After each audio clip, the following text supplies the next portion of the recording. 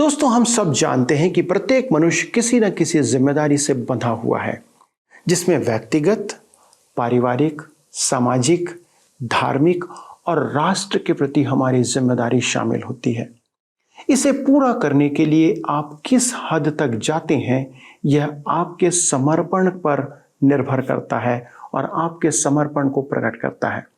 एस्तर की पुस्तक बाइबल में एक ऐसी ही महिला की कहानी है जिसने अपने राष्ट्र के लोगों को बचाने के लिए अपनी जीवन की परवाह ना करते हुए वह कार्य किया जो आज भी इस्राएल में स्मरण किया जाता है।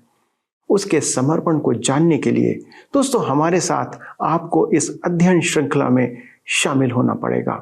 इसलिए कृपया इसमें शामिल होइए और जानिए।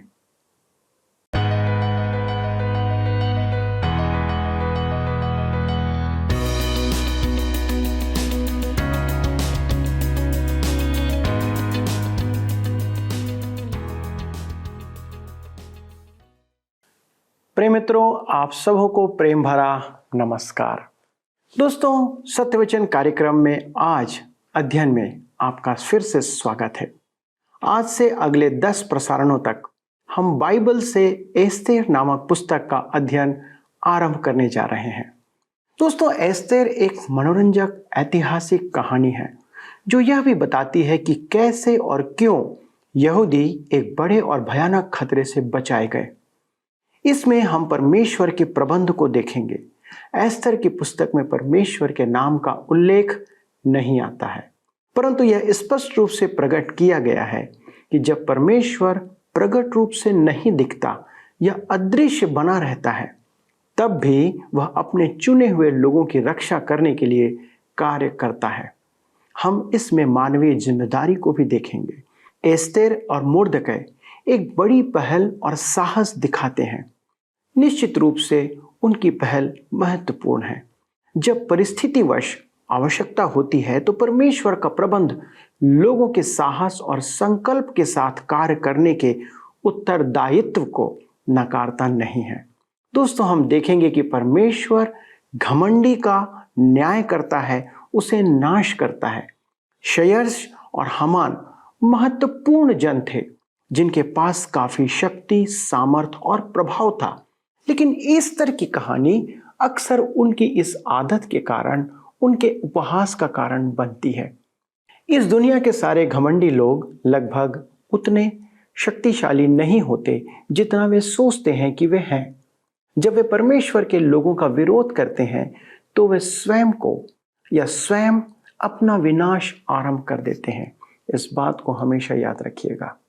भजन संहिता 2 अध्याय 4 पद में हमने देखा था, परमेश्वर ऐसे लोगों पर हंसता है, उनका उपहास परमेश्वर के सामने होता है। आइए हम इस अध्ययन का आरंभ करें और परमेश्वर के द्वारा से अद्भुत रोचक बातों को सीखें।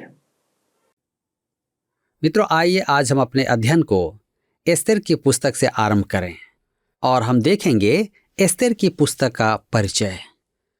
मित्रों, यह तो निश्चित नहीं कि इस पुस्तक का लेखक कौन है, परंतु अति संभव है कि मुर्दकै ने यह पुस्तक लिखी है।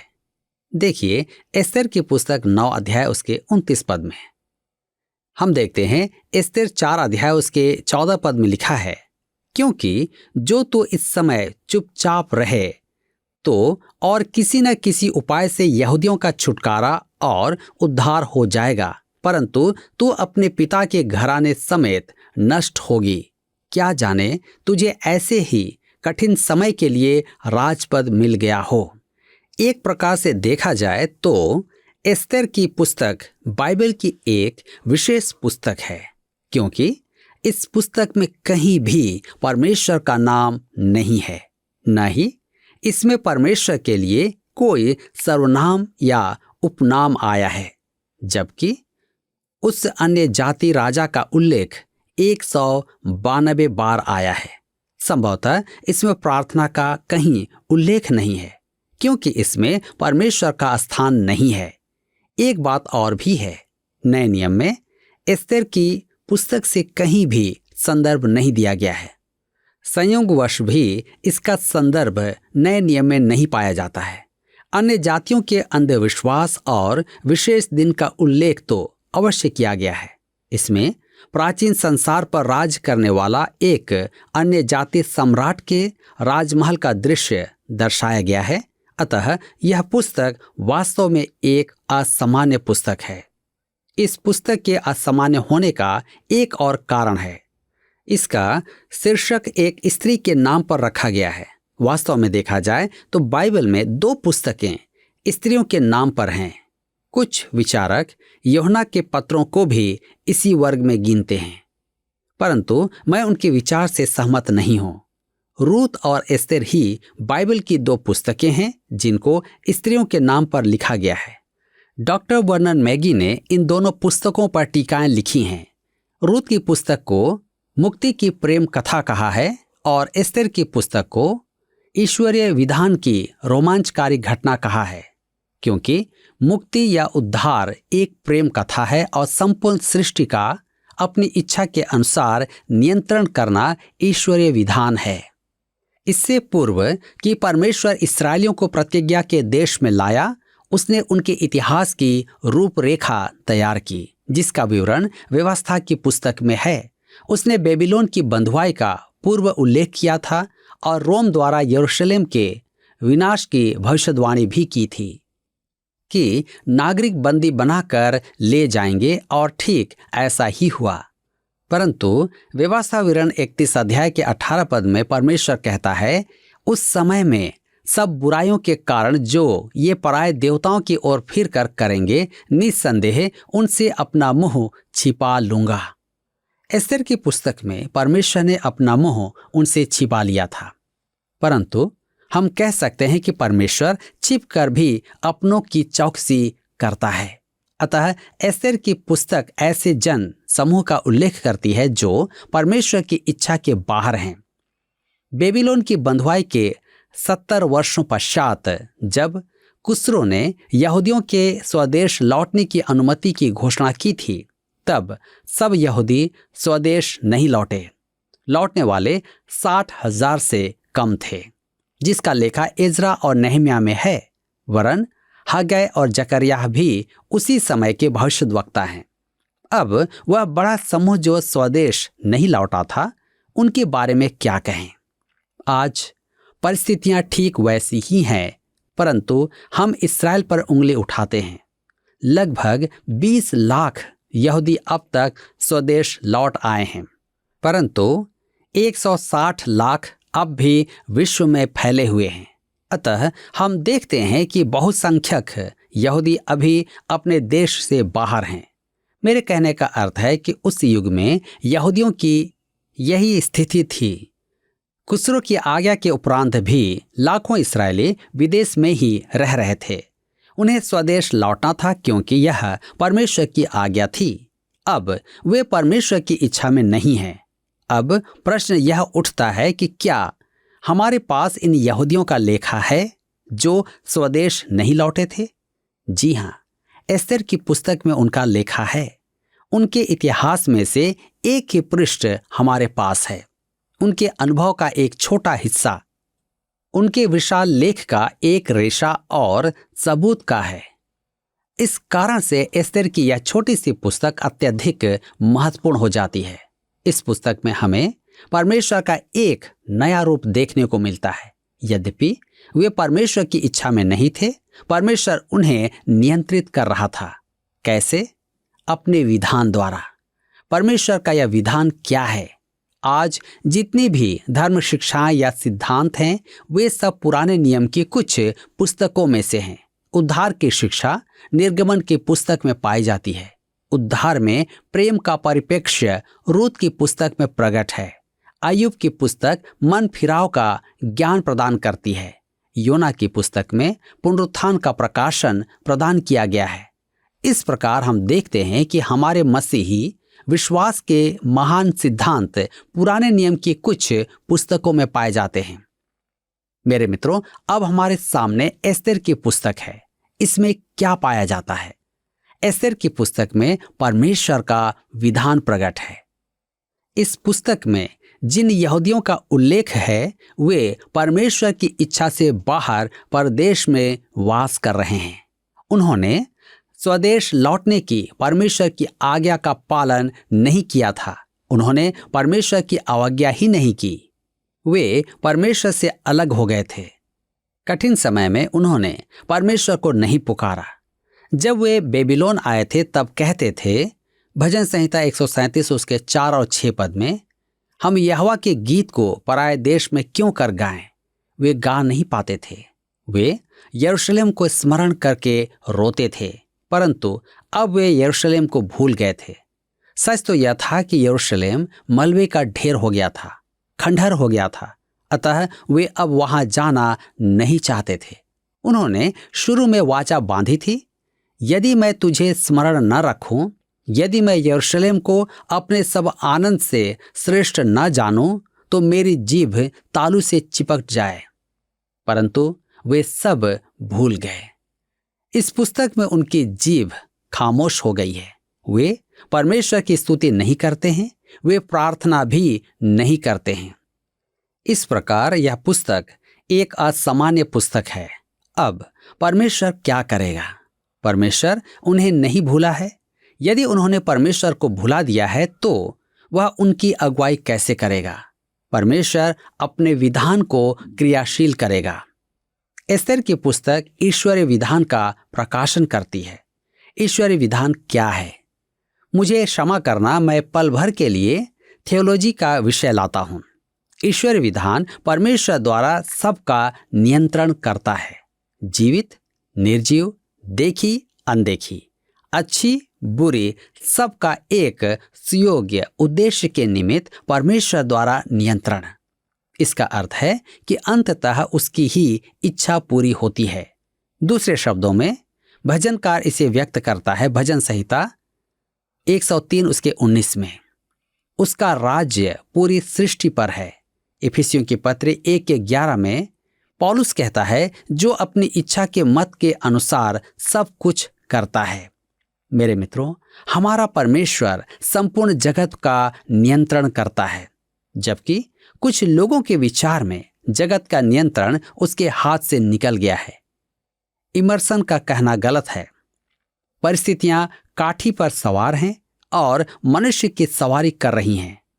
परिस्थितियां मनुष्य पर सवार हैं, परंतु काठी पर नहीं बैठी हैं। काठी पर परमेश्वर बैठा है।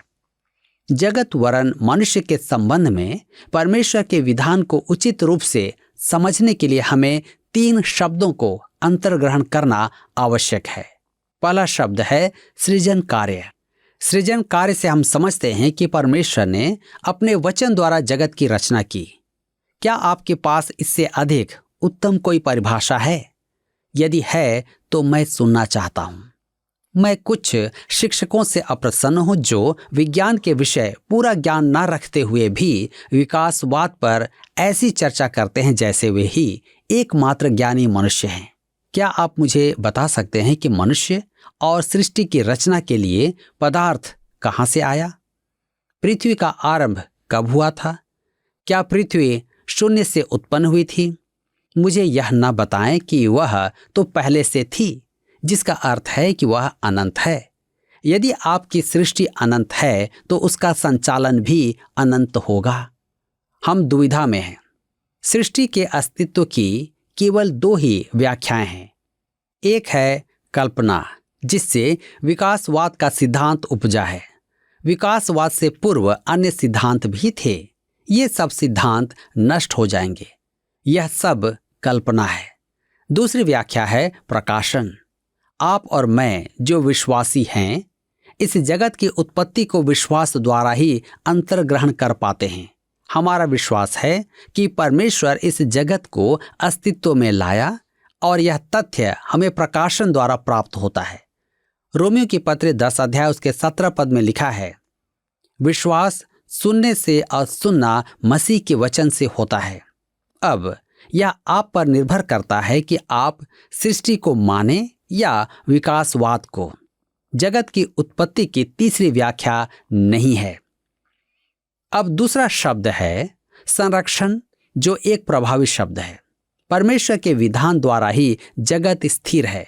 इब्रानियों के पत्र 1 अध्याय के 3 पद में लिखा है, सब वस्तुओं को अपनी सामर्थ्य के वचन से संभालता है।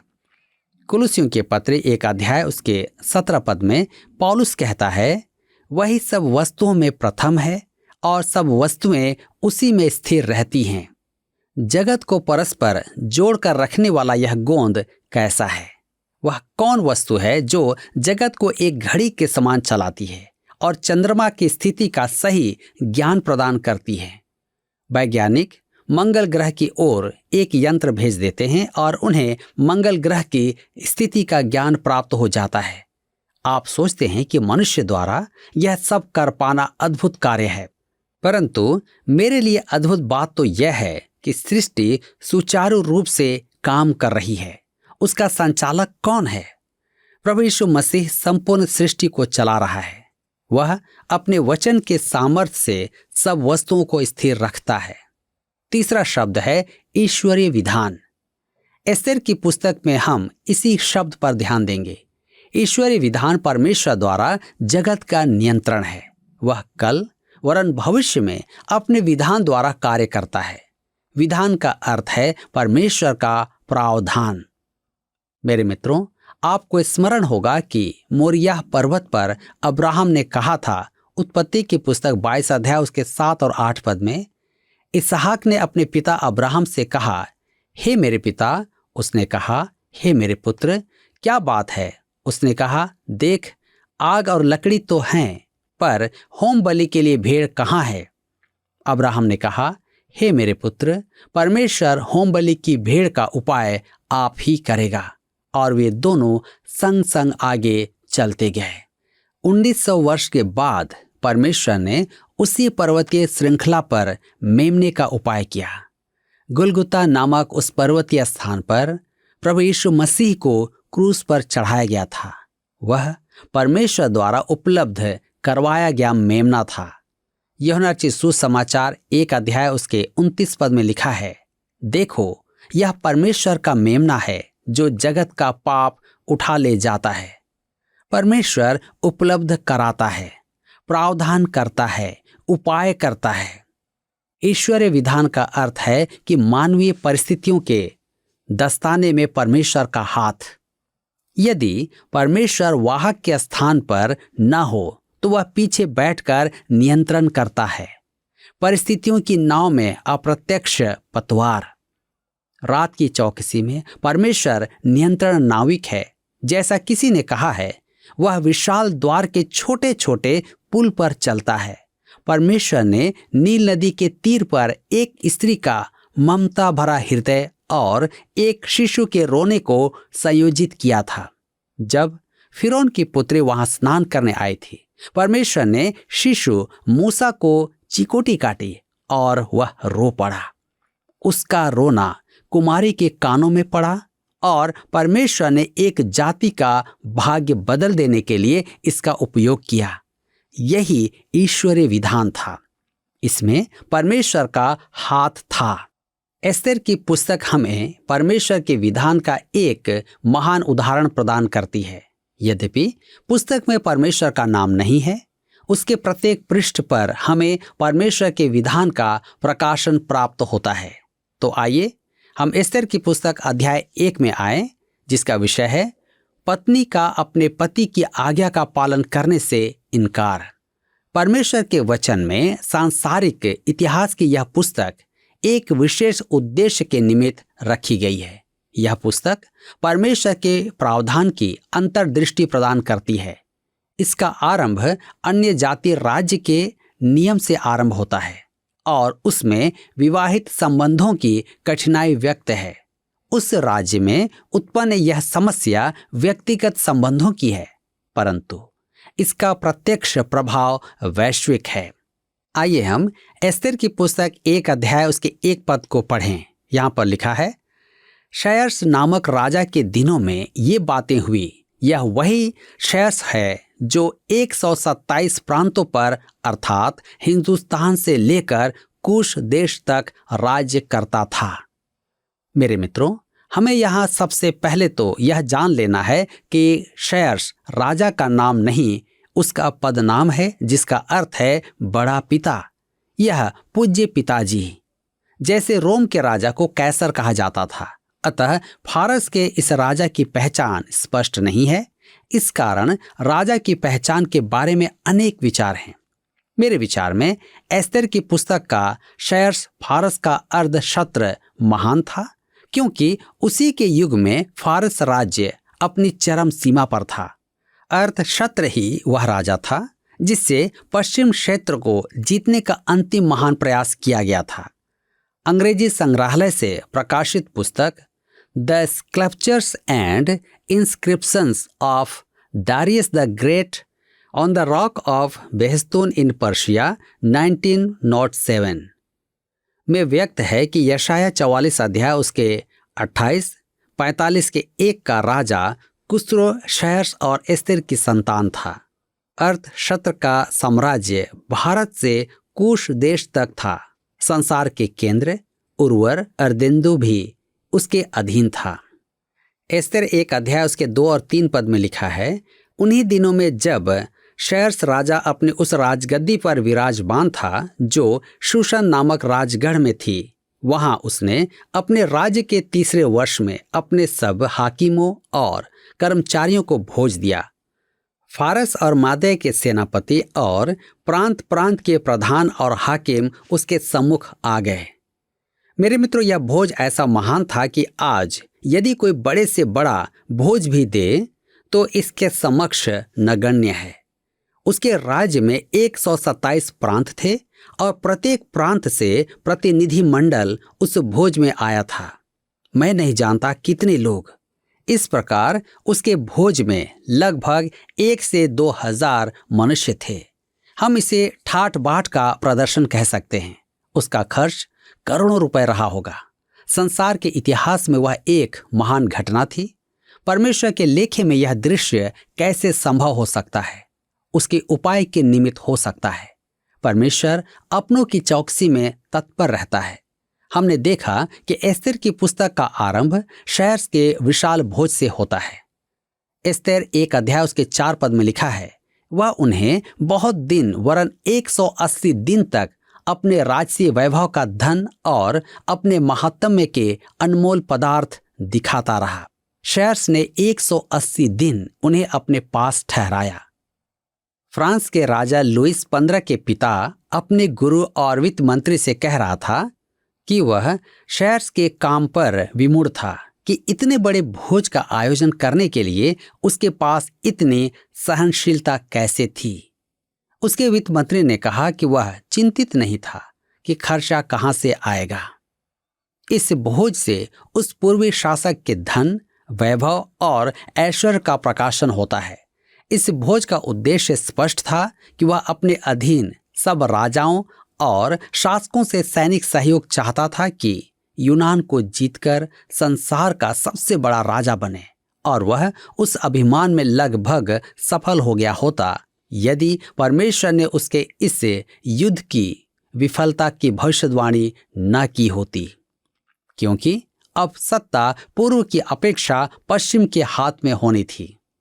अर्धशत्र ने इस विशाल भोज के द्वारा अपने अधीनस्थ राजाओं पर स्पष्ट प्रकट कर दिया कि वह जिस युद्ध का विचार कर रहा है उसका व्यय वहन कर सकता था।